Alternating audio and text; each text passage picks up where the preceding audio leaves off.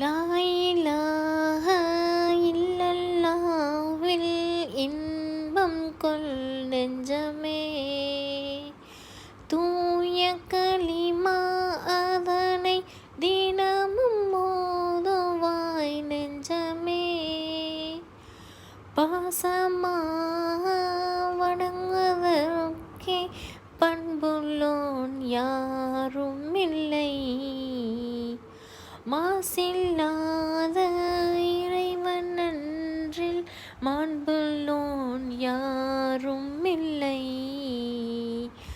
நேசமாய் இதை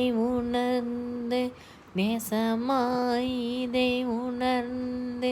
நித்தமும் ஓதுவாய் நெஞ்சமே,